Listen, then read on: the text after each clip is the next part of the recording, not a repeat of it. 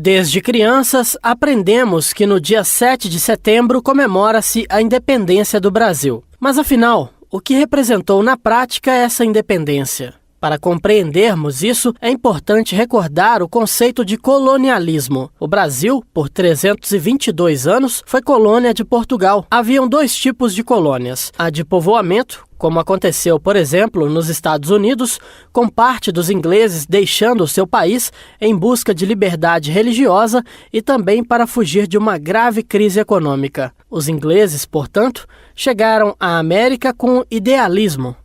Eles chegaram naquela terra para morar e progredir. O outro tipo de colônia existente na época era a de exploração.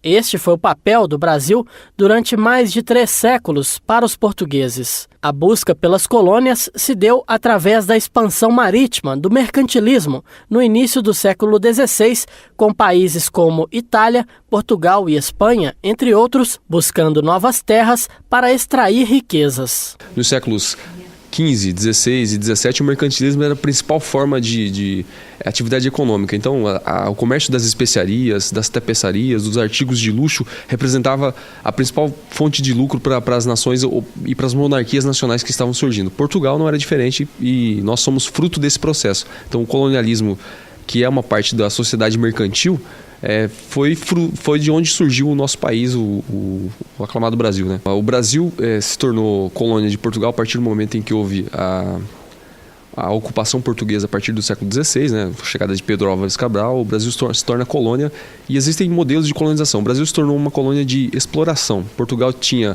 o Pacto Colonial, que obrigava os colonos a enviar para Portugal tudo que era produzido, e o Brasil, em contrapartida, os colonos que viviam na colônia Brasil tinham que comprar de Portugal os produtos manufaturados, colônia de exploração. Então, foram extraídas do Brasil riquezas e mais riquezas, e a gente, em contrapartida, ainda tinha que comprar produtos manufaturados de Portugal, colônias de exploração. A ocupação de Portugal no Brasil teve início no ano de 1500, e o Brasil foi colônia de exploração do país lusitano até o ano de 1822. Mas pode-se dizer que o país passou por 2 fases de colonialismo, antes e depois da chegada da família real portuguesa ao Brasil. A família real portuguesa ela veio para o Brasil em 1807, saiu de Portugal em 1807, em novembro de 1807, pressionada por uma invasão das tropas napoleônicas.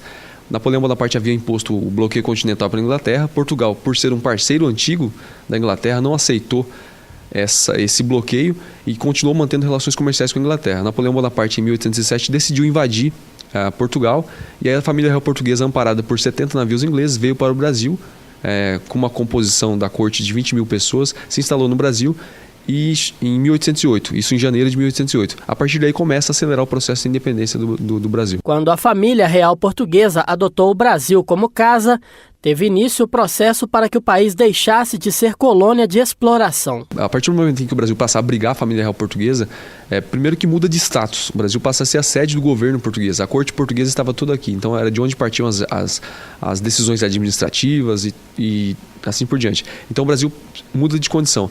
Junto com a chegada da família real portuguesa, você tem uma série de mudanças. Foi criado o Banco do Brasil, o Jardim Botânico, uma série de medidas que aumentaram o sentimento nacionalista. Um exemplo clássico de que o Brasil mudou as relações é o Pacto Colonial. Até 1808, quando o Brasil passa a abrigar a família real portuguesa, o Brasil tinha o Pacto Colonial, que obrigava o Brasil a manter relações exclusivas em termos de economia com Portugal. Não poderia ter relações com outros parceiros econômicos. A partir de 1810, a família real portuguesa no Brasil estipula o Tratado de 1810, que previa a abertura dos portos brasileiros às nações amigas, no caso, a Inglaterra. Então, a Inglaterra se torna um importante parceiro do Brasil. Em 1815, o Brasil muda de condição e passa a ser Reino Unido a Portugal. E aí, em Portugal, morre a Rainha Maria, que era considerada louca, Maria Louca, e o príncipe regente Dom João VI, que estava no Brasil, ele se torna imperador de Portugal. Em 1821, pressionado pelos portugueses, ele volta para Portugal, e aí aumenta a pressão para que Dom Pedro, que era filho de Dom João VI, que estava no Brasil, voltasse a Portugal. E o Brasil fosse rebaixado novamente à condição de colônia. Os brasileiros pressionaram Dom Pedro, os fazendeiros, os pequenos burgueses, pressionaram Dom Pedro para que ele não aceitasse essa condição novamente, que o Brasil não fosse rebaixado à condição de colônia novamente, uma vez que já era Reino Unido a Portugal. Dom Pedro decide ficar no Brasil, e aí no dia 9 de janeiro de 1822 ele disse a famosa frase que caracteriza o dia do fico, né? Se é para o bem de todos e felicidade geral da nação, digo que fico. E o dia 9 de janeiro expressou ainda mais o movimento nacionalista que surgia e crescia a cada ano. O fato de os portugueses ficarem com quase toda a riqueza que era produzida no Brasil incomodava e muito os colonos.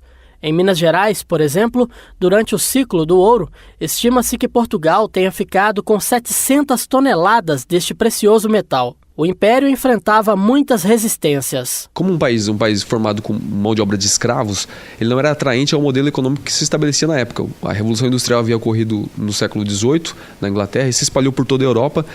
Os Estados Unidos, na América, era o único país industrializado da época, e aí o conflito de interesses ia de encontro àquele modelo de exploração de mão de obra escrava.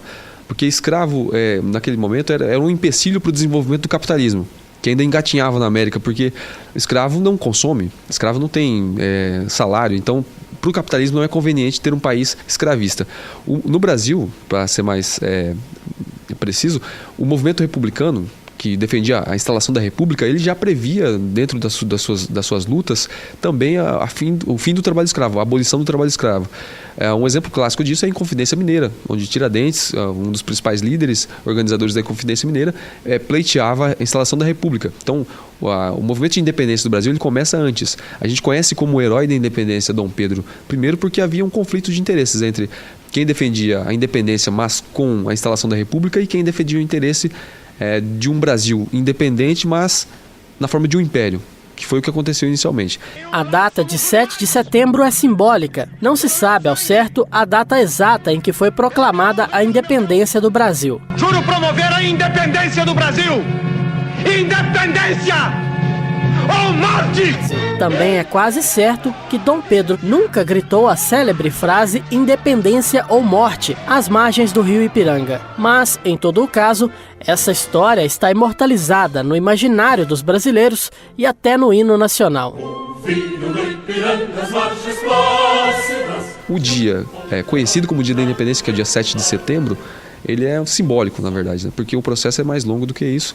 E representou o início da dívida externa do Brasil ali também, porque nós compramos a nossa independência de Portugal. Por conta de um longo período de colonialismo e também por outros fatores como a escravidão, pode-se dizer que até hoje o Brasil ainda não é um país 100% independente. A abolição da escravatura só aconteceu no ano de 1888 e representou na prática o abandono de milhares de pessoas à própria sorte. Isso reflete no país até hoje. Os negros foram marginalizados pelo modelo escravista. Nós somos uma sociedade que durante muito tempo foi uma sociedade escravista, baseada no trabalho escravo. Então, quando você tem um movimento que lutava pela abolição, o movimento abolicionista, o movimento republicano, os dois defendiam a abolição, mas a abolição pura e simples, ela não resolveu os problemas dos afro-brasileiros. Ela criou mais um problema social, porque quando houve a abolição, os escravos não tinham qualificação profissional para trabalhar nas indústrias que estavam surgindo nas cidades, não tinham condições financeiras de adquirir uma posse de terras, tanto rural como urbana, então eles foram marginalizados socialmente. Aí a marginalidade social se deu também no que diz respeito à cultura, tanto que era crime no início do Brasil República praticar a religião africana, o candomblé, a umbanda, a própria capoeira, o samba, que hoje são identidades do país, que são usadas como identidades nacionais, no início era crime. Então, o motivo disso era que nós como condição de sociedade escravista, a elite dominante não aceitava o fato de que o Brasil era um país de escravos. Então, houve uma tentativa de embranquecimento da população que incluiu, entre outras medidas, a atração de imigrantes italianos, alemães, poloneses, mais tarde japoneses, numa tentativa de embranquecimento da população e de marginalização da cultura dos negros. O que acabou não dando muito certo, porque nós sabemos hoje que a cultura afro-brasileira é a essência da nossa cultura. Mas, de início, eles foram marginalizados. A abolição, pura e simples, não foi suficiente para solucionar o problema dos negros no Brasil. E isso reflete até hoje. Se você chega nas favelas, nos grandes centros, o negro continua marginalizado até hoje. A gente prega o fim do preconceito, nós pregamos o fim das intolerâncias, porém se você observar o mercado de trabalho, os cargos de confiança, dificilmente você vai encontrar expoentes negros, não porque eles não tenham oportunidade, mas isso é uma cultura histórica que nós criamos de marginalizar. Então eles tiveram no início, logo após a abolição, dificuldade de inserção na sociedade, e essa dificuldade de inserção ela vai demorar um tempo para ser superada. Então hoje você tem políticas de cotas raciais, você tem políticas de inserção, mas a comunidade negra no Brasil ela vive de expoentes que são quase que heróis. Para que o Brasil seja um país de soberania plena, é preciso que as autoridades estejam realmente preocupadas com educação, justiça e igualdade social. Em 2013, percebemos que os brasileiros novamente demonstraram descontentamento com os políticos e com o sistema. A população foi às ruas em todo o país protestar, exigir mais saúde, mais educação, mais segurança e o fim da impunidade e da corrupção.